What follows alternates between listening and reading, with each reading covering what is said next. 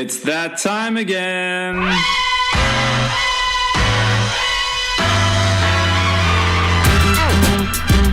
out! Here it comes. Watch out! Here it comes. Watch out! Here it comes. Watch out! Here it comes.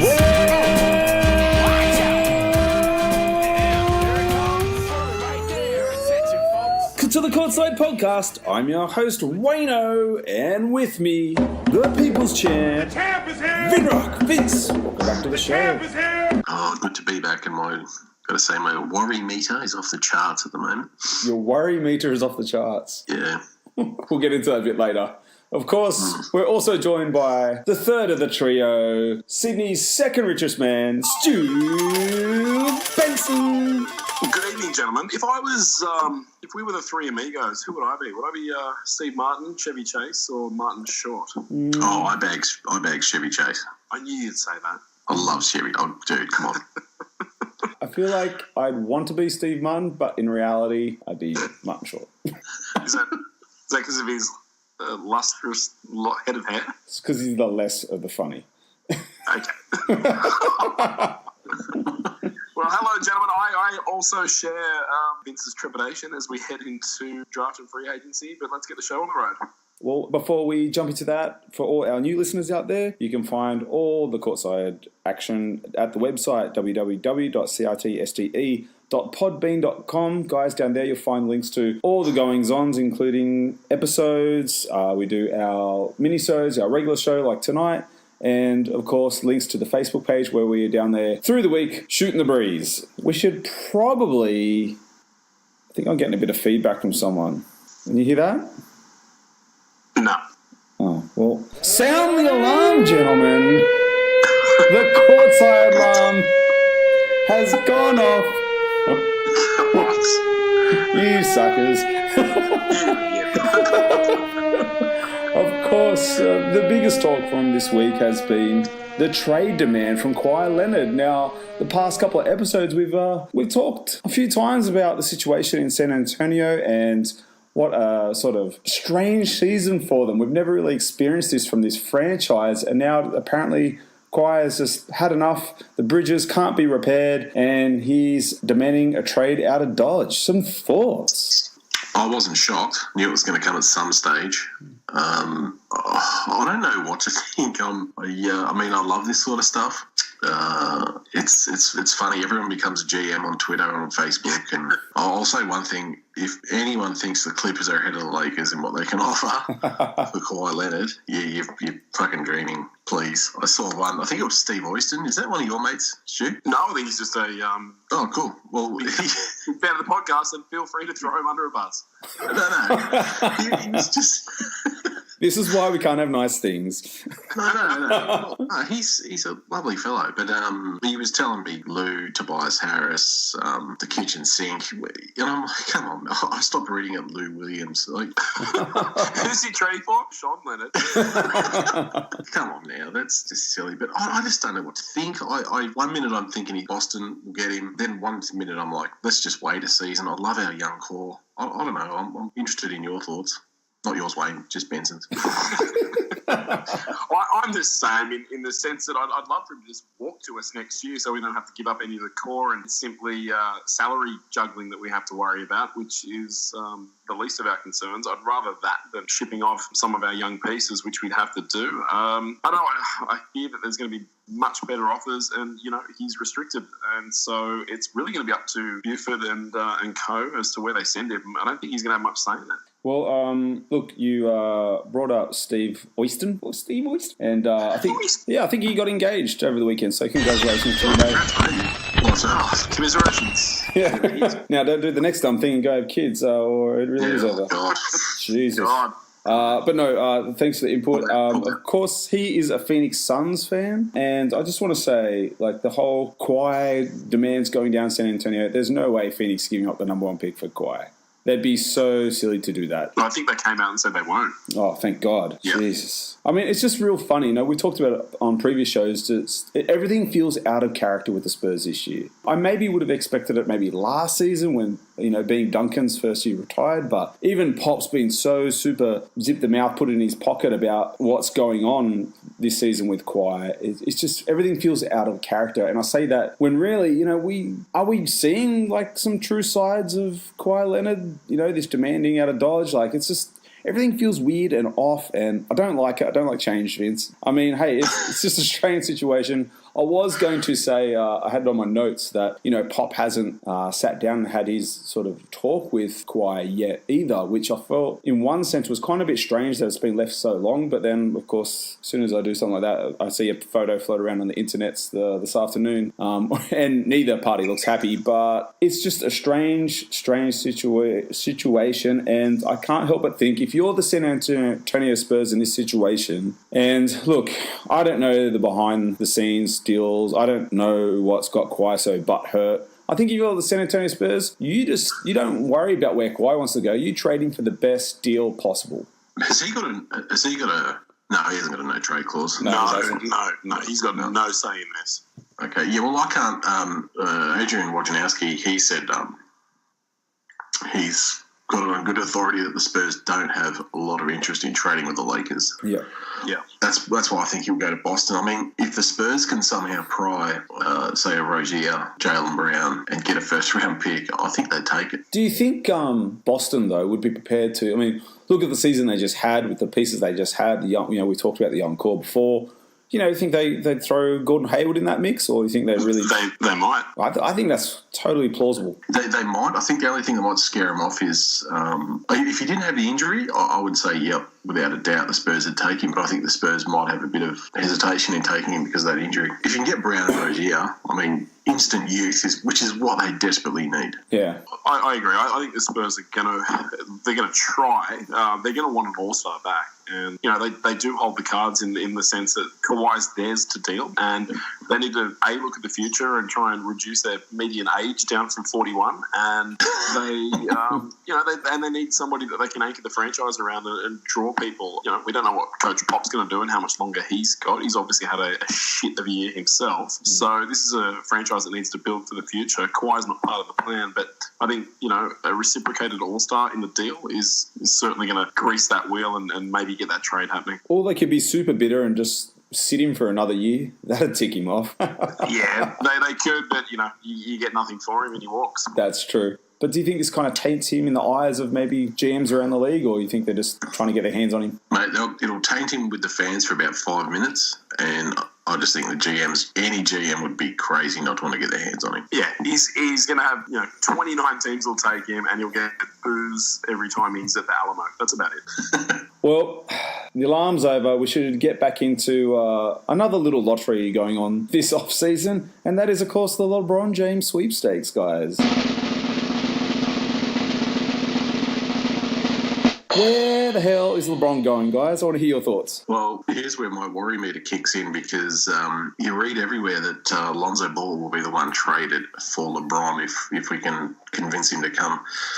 If that's the case, I do not want LeBron James. Not because he's not great, because he's great, but he's 30. He's going on 34, and I'm not giving up a 20-year-old point guard that can do it all, playmaker, for an older guy like that. I think that's just crazy. And probably a day ago, at the draft combine or whatever it was, Rob Pelinka interview, and he said his first day on the job, Kobe Bryant said your biggest challenge is staying patient, and he talked up the young core. I'm hoping he was being honest, wanting to see him grow and stuff like that, because I just don't want this. This is where I'm torn. I just don't want this young core broken up. I think with another season, I think it's going to be even better next season. We can make the playoffs without too many changes. Yeah, getting a Paul George and a LeBron James, that'll make us a contender. But if we're going to give up too much, I'd rather just wait a year and try and sign Leonard outright, even if we just grab Paul George for this coming season. Stay patient, stay the course. There's a lot of talent on that team. Yeah, look, I'm similar. I don't know. I just don't want to give up too much, and I don't want to give up on this young core. I still have this feeling that that we might sign and trade Randall. And to be perfectly honest, I want to keep Ingram. You cannot trade Kuzma.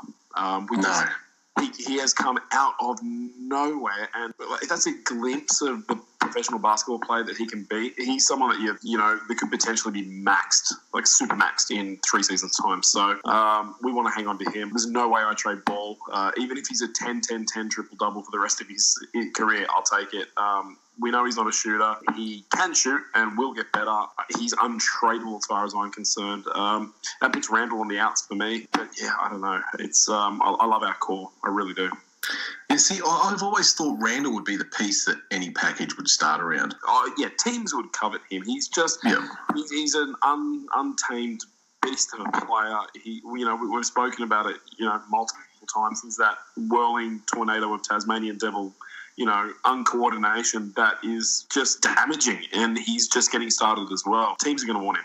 Well, I should note to all the listeners out there that that you guys are both Laker fans, just in case anyone missed the subtle hints. And I'm, of course, a Grizzlies fan, which puts me way out of the picture in the LeBron stakes. I have hesitations. Like, if I was to put myself into your shoes, I 100% agree. I would part with him maybe like 2 pieces of that core plus some picks. If it's got to be a sign and trade to Cleveland or something like that, I could understand that. I think you're probably going to give up Ingram and Randall, though. I mean, a lot's got to happen. I mean, look, I know the internet's the internet, and I know that you guys are seeing the posts out there, the new big 3 in LA, which is made up of Paul George, LeBron James, and Kawhi Leonard. A lot's got to go right for that to happen. I don't think that happens this year. I think maybe you get 2 of the 3 if you guys are lucky, but it'd be very interesting to see how it all unfolds. What I will say is that I really, after the NBA Finals, of course, we should give our hat salute to Golden State Warriors for taking home the chip this year. I was really interested in listening to LeBron James talk at the press media and talk about the decision that he's got coming up. He talked about his family, and back when he did bounce to Miami, his sons were a lot younger. I suppose the weight that plays on his decision this time around, these kids are in school, they've got friends, so a lot's going to go into it. And I don't know, it just really was kind of like, I think, I could see him sticking east. Yeah, you know what, I really have no idea where he's going, and I'm kind of glad because in some sense, I also don't think LeBron James played this season with 1 foot out the door either. Oh, God, no. I don't think during that NBA Finals he had a clue where he wanted to head next season. I think he was 100% focused on, trying to get the wins against Golden State. And I think he'll totally contemplate that now. Yeah, look, any arsehole Cavs fan who burns a LeBron jersey, depending on where he goes or if he stays, has got to check themselves. I think it was ridiculous the first time around, but that dude played all 82. He put in a historical statistical season, put 12 other guys on his back, and balled out. He deserves their respect, whatever his decision. He brought that city a championship. Yeah, I think it's different this time. I think Cavs fans probably will handle it a lot better. I think having the chip championship helps. And the fact, look, if I was a Cavs fan, if he leaves, yes, it's devastating and he's so dominant and best player going around. But I don't know, just to comfort myself, I'd go, well, he's 34. He's only got 10 years left. Yeah. I mean, it's kind of funny. I was reading a thing on Dan Gilbert the other day. He says that he could totally thinks he can build a championship team without LeBron. I'm sure he can in 50 years. Yeah. He's got to say stuff like that. But right. I think, I do think LeBron's not silly. I mean, carrying teams is tough. Super teams win championships in this day and age of basketball. He created one in Miami.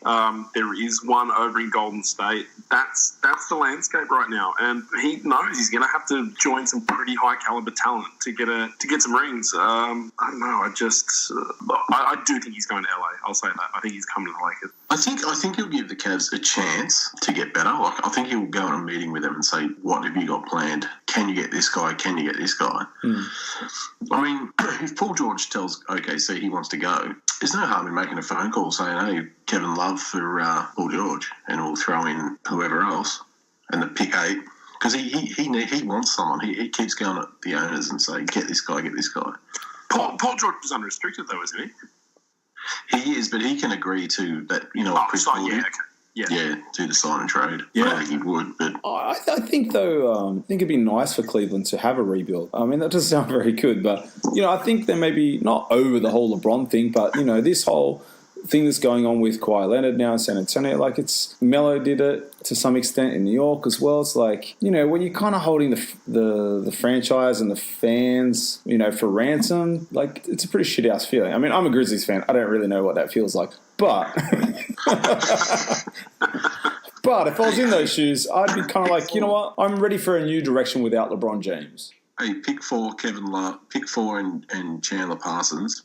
Kevin Love and some other pieces. We're about to bounce into some Grizzlies talk, actually. No, I do have an idea, but... hell, let's jump into it now. We've covered LeBron, right? Heck yes. I just want to give a shout-out. On Facebook, I actually recently joined a Grizzlies fan page called Grizz Nation, so shout-out to all those guys out there. All 6 of you? Yeah, you know. leave us alone.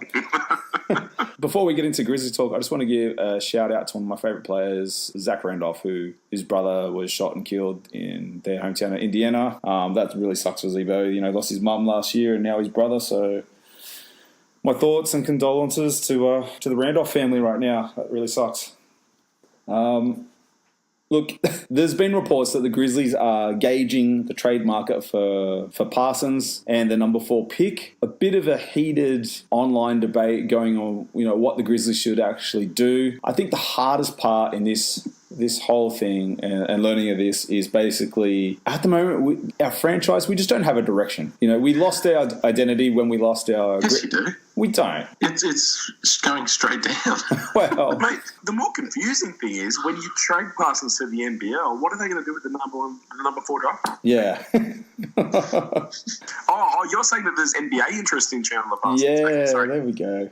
Okay. I mean, I did hear wind that the Dallas Mavericks were willing to take him back for the number 4 pick. Oh and I was my like, God. didn't they learn the Oh first my time? Jesus Christ. Yeah, look, as far as me being a Grizzlies fan and taking all this in, I'm really in two minds because it's just, I'm okay with either direction. I'm okay if we're going to stick with Conley and Gasol and try and build around those guys. And I'm totally okay with the rebuild if we're going to look to unload those guys as well. But the franchise is sending mixed messages. So any decision like this laid down is, a little bit tainted and hard to see right now. If you're going to go the full rebuild, I'd start with pick 4, hopefully get Jaren Jackson Jr., and I'd be getting rid of Gasol and Conley. You're not winning anything in the next few years with those guys. There's no point building around. But I would entertain a Kevin Love trade there. You know what? If you're going to keep those guys. That's what I had in my notes. Look, my thing is, I'm okay if we unload Chandler Parsons as long as we're sort of floating around in the top 10 still. Like, we can unload Parsons and retain maybe a top 10 pick as well. Totally happy with that. I don't know how far down Porter Jr. is going to drop, guys like that. I mean, there's definitely guys climbing up and up and up the ranks. I mean, I've even heard Portland wouldn't mind trading CJ to the Grizz for the 4th pick, which I'm totally happy with. Wow. And they take on Parsons' contract. I would do that in a heartbeat. Oh, I'd do that in a heartbeat. I don't think it makes much sense if you're Portland, unless you've really got your eye on someone, but that's a good deal. I mean, that's Mike Conley and CJ, that's a pretty good combo. They must want somebody in this draft because McCollum's a gun. Wow, they must really love somebody to work out. Yeah, I'm thinking it's Mohamed Bamba. I think it's him. Bamba, okay. Which I am like totally high on the kid. Like, there's so many guys. I feel like Luka Doncic. Thank you. Marvin Bagley the third. Like, I really like the looks of those guys. Sorry to interrupt, but apparently Sacramento are really considering taking him at number 2 because he actually wanted to work out there, and they're like, "Holy shit, we've got someone who actually wouldn't mind being here." Who was that? Marvin Bagley. Bagley, okay. Yeah. It's kind of that thing with Memphis too. Like, I pointed this out on the show earlier this year. It's like, we do quite well, in the aspect of bringing in sort of role players, even from that second round. Like, we do quite well in the draft. Thabit aside, we really sway guys once they get here via trade, but we don't sign free agents well. That's one thing we haven't done. Tony Allen, we got via trade. Zebo, we got via trade. Gasol, we traded for. We didn't initially have him on our books. So I'm hesitant to even give up because, like, even if we do unload Chandler Parsons, yes, it's a lot of money off our books, but who are we bringing in with that money? No, you want somebody like a Blake Griffin who's just signed something and they're yours for 4 years. Yeah, 100%. Yeah, look, you're right. No one wants to go to Memphis as a free agent. unless they're trying to rebuild their career like Tyreek Evans, and they know they're going to get the ball and be able to score. Build through the draft, man. If you don't get a good deal for Parsons and Pickford, try and get Jaren Jackson. I reckon he's going to be an absolute doozy. Yeah. And it's someone the fans can fall in love with again and pay money to go see play, and something to look forward to for the future. Mate, me and Benson have been through it. What do we get? Two straight number 2 picks, number 7 pick. It's fun. Yeah. Don't worry, mate. I'm sure Justin Timberlake's got it under control. Oh, Jesus Christ. Speaking of the Pistons, we just touched on Toronto. Look, they go ahead and hire Dwayne Casey as their head coach. Wow. We should have got Keelan King on to speak about this, because he was, let's just say, he was daily twittering away. He's disgusted. The whole process. Not happy with, I think he's okay just with the Casey hiring. Not happy about the playoff performances, but man, the whole interview process. Like he said, they got retreads to oversee the coaching interviews, and they hired a retread. Yeah. How Bill Laimbeer does not even get an interview? It's crazy. Did Becky Hammond get an interview? No, there's 2 they should have interviewed. Yeah, I don't know. In one sense, I'm kind of like, I've always liked Dwayne Casey's, defensive style of coaching. You can say what you want about where his team's finished in the playoffs, for Toronto, but he also did this with a Toronto squad. And if you're the Detroit Pistons, I don't think you'd be complaining much, because you guys haven't even sniffed the playoffs for fucking seasons and seasons. So he might turn the corner. I agree with you, though. I think that, it was time for maybe some fresh blood in the league over there. And I think Hammond should have got a look in, or at least the interview. If Casey's smart, he will try and rein in Reggie Jackson a bit more. Reggie Jackson. Up his assist count, and also throw the ball into Drummond a bit more. I don't know if you want to do that. Have you seen all the clips of Drummond working on his outside shot? Oh, yeah. Oh, boy. you do want to throw it to him inside. Oh, my God. Can't get rebounds if you're standing out there. Oh, boy. He'll put up 30 attempts next season. That'll be it. Oh, Jesus.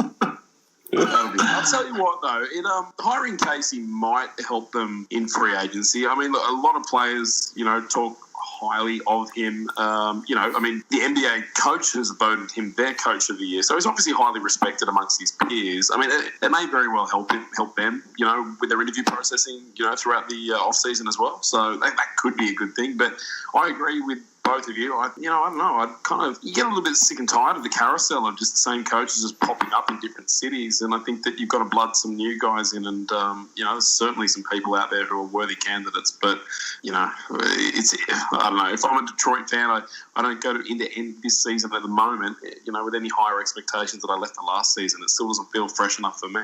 There is one upside to all this, though, I think. I don't know if they've announced a new GM role out there. I heard Tayshaun Prince was getting a look in.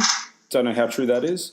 But, we've had seasons and seasons of, Van Gundy running dual roles, GM and head coach. I'm kind of interested to see what happens this year around, Of all the teams in the East, and of all, including, a team like the Charlotte Hornets, I think this is one of those teams that has a decent enough roster that you could turn it around quite quickly. Do you know what I mean? If you can get everyone clicking and playing, and playing healthy. I mean, you touch on Reggie Jackson. He was in and out with just injuries last year. They made the Blake Griffin trade late in the season as well. I mean, a lot of factors. I think Pistons fans should at least be just relieved that they have no Van Gundy running the double-edged sword, and it might lead to some good change out there. Yeah, they got some good pieces. They really do. They got some. There's so many teams would love a Drummond. Blake Griffin is still a valuable commodity in the league. Reggie Jackson, of course. They're not in a bad position. We just got to see it all click, and hopefully Casey's their guy. Totally unrelated. Do you see how jacked Mike Bibby is? Holy shit! Oh my God, he looks like he ate Mike Bibby. He's a bit.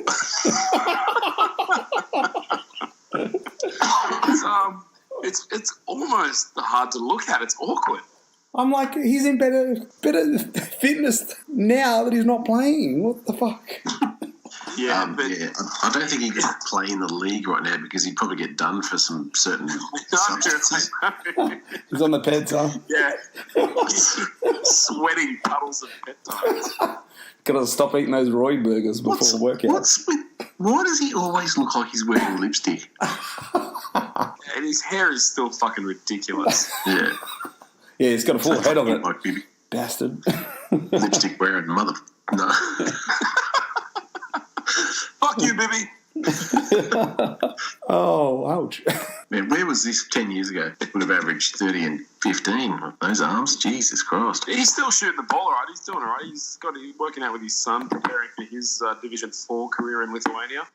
The Bulls have done it again. They've set the path. Oh, my Blazed the God. trail. Oh, my God. And we're back to collectors. Speaking of LeVar Ball, Sure. Oh, Jesus. He's been back on the interview circuit. did you hear him on Chris Broussard's podcast? No. No. Check it out. It's a good interview. Leangelo's on it as well. But his league's starting up in a couple of weeks. Junior league, right? Yeah, players are getting $3,000 a month playing, and they're also getting 60% of merchandise sales. Adam Silver is going to fast track this thing. This is going to be the last draft that you're not.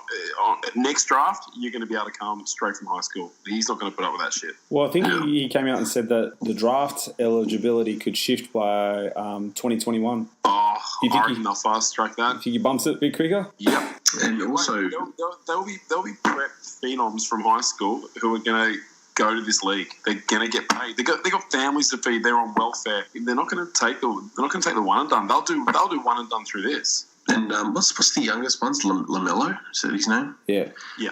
Yeah, he's grown a little. He's filled out too. I saw something. He was working out I think just with some other bloke, and he looked really good. He might be probably the best. Well, I don't know. He's not better than Lonzo. Probably the second best. He shaved his head as well, didn't he? Got rid of that mop. Yeah, he got rid of that. Yeah. Good. But yeah, check out the interview. It's pretty good. Like Broussard asked him about saying, how Lonzo will get Rookie of the Year, and LeVar's like, "What did you want me to say? Like, it's my son. I think my son's the best player in the world. Like, I'm his dad. He's my son. I'm going to think that." And he goes, "He's not going to get Rookie of the Year. I know that." He goes, "But who remembers the Rookie of the Year unless you go on and do something the year after the year after?" And he brought up Malcolm Brogdon. Broussard did, and LeVar's like, "Who? Is he even in the league? See, no one remembers Rookie of the Year." That's a fair comment. That was a random rookie. But he made some good points. Like he's saying, like, it's good Jason Tatum made the playoffs, but he's like, next year the pressure's going to be on to go further, and he's sort of saying like he's happy Lonzo can just sort of make his way up slowly. But no, look, check. I won't crap on about it, but yeah, it's a good interview. Check it out. I heard him talking to Cowherd, and he's pretty adamant that LiAngelo is going to be a Laker as well. I don't know if there's some sort of arrangement or some second round draft pick that we've got, or whether or not we'll just pick him up and stash him in the D League, the G League. But he seems pretty adamant that there's going to be two balls on the roster next season. Yeah, only the ones in Lonzo's jocks. I can't see it happening. I can't see it happening. Yeah. I will say this. I watched his interview after his Warriors workout, and I was kind of like, I'm glad this kid's doing the rounds. I'm glad he's just not like sitting on his laurels after a Laker practice. He's definitely doing the rounds. I actually thought, like, just watching him listen to talk, I actually really liked what he said. And the one thing I'll give the Ball Sons credit for is they really just let their dad shoot his mouth, because that's just who he is. And they take it in their stride because, and on part of LeVar as well, he really does let his sons be who, take their own direction and be who they want to be. So I really like that. But I actually thought he lost a bit of weight because he's always looked a bit top heavy to me. And I always thought, I don't think you'll be able to sustain that in the league, being that top heavy. And he looks like he's dropped a lot of weight, either via all the workouts or maybe, a combination of Lithuania as well. But I was actually like, I think this kid, he might actually, maybe he gets a shot, or maybe he ends up in a G League squad later. Never know. Yeah. He's better. I watched a couple of clips of him just over the last couple of weeks, and admittedly, he's better than I thought he was, and he looked fitter, a little bit more defined, a little bit more cut. I think that's probably what you're referring to. Yeah, 100%. Yeah. But yeah, I was actually thinking maybe, not starting material, but maybe he could fill out a roster spot somewhere. You never know. Well, he was saying on the podcast that and LeVar was as well, saying he's best. He can shoot. This kid's, they reckon he's a dead-eye dig. Yeah. And LeVar's like, if you can put the ball in the hole, there's going to be a role for you. I don't think he's claiming he's going to be a starter. So no, I think he needs to work on how he comes off screens. Mm-hmm. It looks a bit too robotic, and maybe he might work a bit better as like a standstill shooter. But just the running off the screens looked a bit awkward to me. Like he couldn't get his body quite right around. But yeah, I think you're right. It's all little things. I also, he's a powerful little unit. Like I think if he goes to the basket, he'll be able to finish with contact. He's really, he's put together. Like he's strong. Yeah, I don't know. That impressed me from the Lithuania clips. He did a lot of banging. A lot of his points were coming from putbacks and just muscling his way down low. And I was surprised because he was giving up, inches in height, and he was playing a little bit of bully ball. It was pretty cool to watch. He might do okay against some smaller guards and stuff. Look, I just got to say, it's just funny you talk about that because remember Thomas Robinson? Yes. All right, so I remember him in college, man. I reckon him just being a bully, like much like you just spoke about him. And he was a big dude and built and looked like he had his NBA body ready to go. And then I remember watching him in the league, and I was thinking, holy crap, you're like a small forward here. Like it really is true, man. Like it really is a man's league, and I hate to say it, but even like looking at photos today of Zebo and his brother, almost the same site, but just the build on Zebo compared to his brother. Do you know what I mean? Like this is these guys living. Do you know what I mean? Like. And these guys are there for a reason. I don't know about the bully ball, but yeah, I could find him slipping on a squad somewhere. It'll be interesting to watch guys like Jason Tatum and players like that as they continue to strengthen, condition, and diet and grow into their bodies. And you see these players in their rookie season, like Tracy McGrady. Like you see photos of him from his rookie season, and then you see him 4 seasons in, and they completely change. Their bodies just, they do. You're right. It's a man's league, and they've got to fill out. They've got to, 6'8", 6'8" can be totally different on two different people. Yeah, I mean, you look at Sean Kemp's rookie year, then you look at his Orlando day. Oh, sorry. You look like he ain't my kid. Sorry. He went the other way on the BB diet. Ouch. Look, for all our listeners out there, thanks for tuning in to the show. I just want to give you guys a heads up. We'll be recording live from the draft this week. I think it's Friday for us. So we'll have another special show ready for you guys to listen to. So 2 shows this week. That's a pretty cool deal. Look, obviously, you guys are pretty excited what rolls around with the Lakers and maybe potential trades that go down involving the Lakers. Is there any team out there that you're just kind of a little bit more interested to see what happens, who they pick? Yeah, I mean, I'm interested to see what Sacramento do. With the number 2 pick? They could just do anything. Atlanta, I'm interested to see what Atlanta do. I think they're hoping that Luka Doncic falls to them. And I'm interested to see if the Lakers have actually promised. Is it Mitchell Robinson? Oh, yeah, I think so. I think that's who we're talking to. Yeah. Yeah, picked one. I've heard we've promised him, and another guy's name escapes me. But yeah, they're probably the 3 I'm interested in. Stu? Porter Jr., I think whoever picks him, I was saying this in a forum the other day. You know when they do like redrafts, like 4 years later they go, okay, we're going to do the 2017 draft redrafted, and Victor Oladipo goes 4 instead of 2, things like that. I think this guy, if he's healthy and his back's okay, I think there's going to be whoever's above him it's going to be like one of those like why didn't we draft Steph Curry moves. It really is. I think he's a much better draft prospect than I think teams giving him credit for. I'm excited to see where he goes. I hope it's a team that's able to start him. He's had so much interest. Like, Grizzlies are really high on him. I've heard that Sacramento are super high on him as well. He's impressed. I think he ended up sitting out a workout with hip spasms. Yeah, he did. Yeah, and I think he's going to sit out the rest of. I think he's done now for the workout. So I don't think he'll work out for anybody up until the draft. I'm kind of.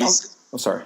Sorry, keep going. I was going to say his scans came back. A couple of teams asked for some 3D renderings of his spine and his hips, and they all came back fine. And when the green light came through on those, he's like, "Cool, I'm going to shut down the workouts. I know what I've got and what I can offer, and it's up to you guys." But I just got this feeling about the dude. I don't know. It's from nowhere. It's just in my waters, man. Like I just think this guy in a draft redo in about 4 years' time is going to be number one. Wow. Yeah, lots of teams are hiding him. I'm kind of interested to see a team see if they trade up. Do you know what I mean? Yeah. I could see Cleveland at pick 8. That 8, 9, 10, Cleveland, Knicks, and Philly. I could see them trading up. I mean, I've already heard rumors of Philly looking to get in the top 5. Man, I don't know. Yeah, right. It's just crazy. Could Philly be crazy enough to trade Fultz, like package Fultz with their pick 10? No. You don't reckon? No one's taking Fultz until they know that he can actually get out in the court and play some games. I've heard lots of rumours of Clippers trying to climb up as well, so it's going to be interesting. I'm super excited for the draft this week. It's Friday, isn't it? Pretty sure Friday for us. I think that's a Thursday for the US? Yeah, I think it's the 20th over there, which is the 21st for us, which is We're in the future, yo. Here it comes.